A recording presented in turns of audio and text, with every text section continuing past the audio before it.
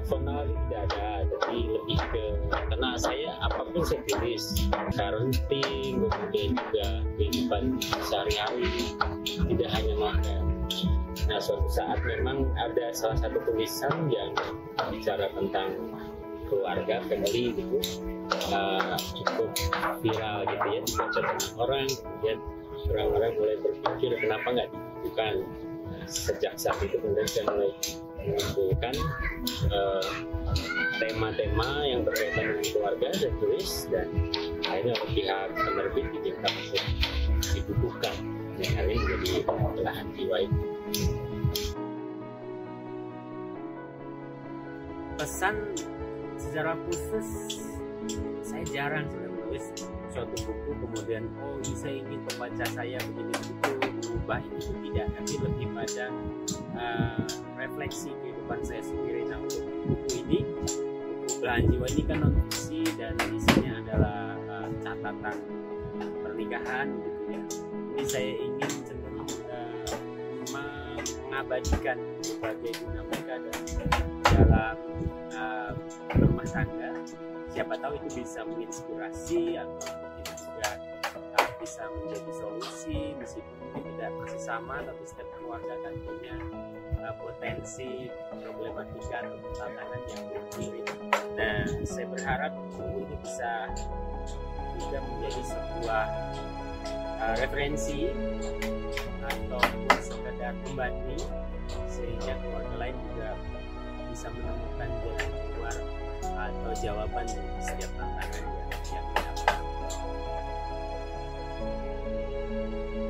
Pembaca yang akan menilai, tapi kalau bagian mana yang paling seru saat menulis, saya kira pada akhir tulisan. Jadi kan memang buku ini terdiri dari berbagai bab, yang setiap babnya itu selalu akan memunculkan semacam tips penyelesaian dari tantangan problem berumah tangga. Jadi menurut saya tips-tips itu yang kadang, meskipun memang setiap keluarga punya jalan keluar berbeda-beda, tapi setidaknya tips-tips itu bisa membuat kita tersenyum atau oh iya ya, mungkin ini bisa kita pilih untuk menyelesaikan problem A misalnya.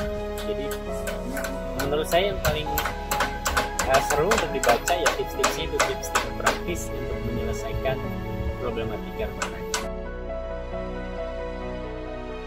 Nah, ada sebuah konsep yang memang berbeda kalau dalam cara pandang saya. Di dalam tradisi Jawa, filosofi Jawa itu istri itu disebut garwo atau sigara nyowo, yang kalau di bahasa Indonesia kan belahan jiwa. Saya lebih melihat bahwa apapun proses romantisme sebelum pernikahan, ketika seseorang itu belum menjadi pasangan hidup kita, maka memang dia bukan belahan jiwa kita.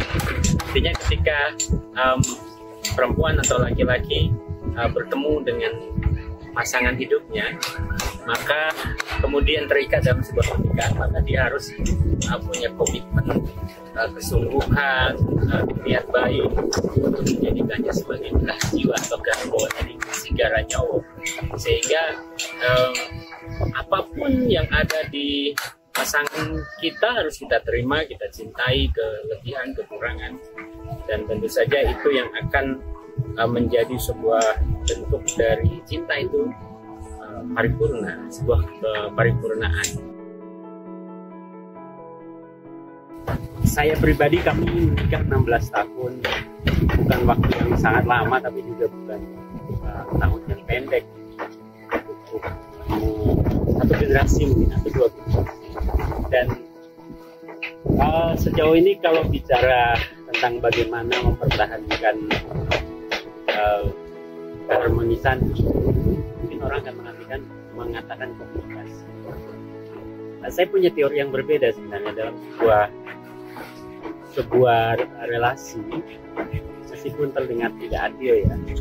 Sebenarnya memang kadang kita hanya butuh satu pihak yang lebih memaklumi, lebih mengalah, lebih mau memahami, dan itu rumus yang paling sederhana untuk mempertahankan sebuah hubungan. Tentu dalam skala tertentu, maksudnya kita tidak sedang berbicara tentang toxic relationship ya, tapi sebuah relasi yang ya biasa-biasa saja, relasi yang mungkin kalau ada perbedaan pendapat ya tidak terlalu parah.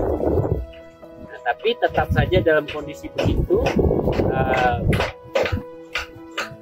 akan selalu dibutuhkan satu pihak yang lebih mau memaklumi, karena kadang banyak pasangan yang menemukan problem-problem yang sederhana tapi kemudian didramatisasi menjadi problem yang serius, padahal akar masalahnya sederhana.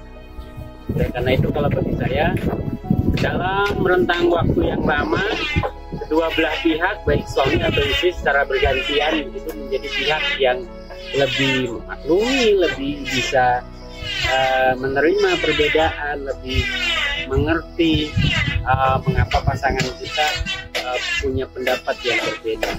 Jadi bisa jadi itu bukan tips yang menyenangkan, tapi dalam kehidupan saya itu yang terjadi. Kapan suami harus mengalah, kapan istri harus mengalah, tapi memang tidak pernah terjadi dua pihak yang mempertahankan pendapat kemudian semua berjalan baik-baik saja. Selalu ada satu pihak yang lebih lemah.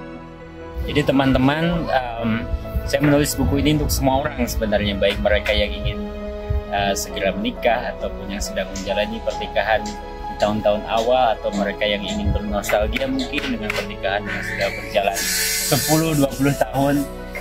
Buku ini menjadi sebuah refleksi atau ya tempat kita bercermin untuk melihat kembali seperti apa pernikahan kita berjalan, dan mudah-mudahan dalam buku ini banyak yang bisa diambil, inspirasi, manfaat, ataupun ide, justru apapun. Mudah-mudahan menjadi kontribusi saya di luar jalur fiksi, dan di luar itu semua tentu saja mudah-mudahan menghibur. Terima kasih.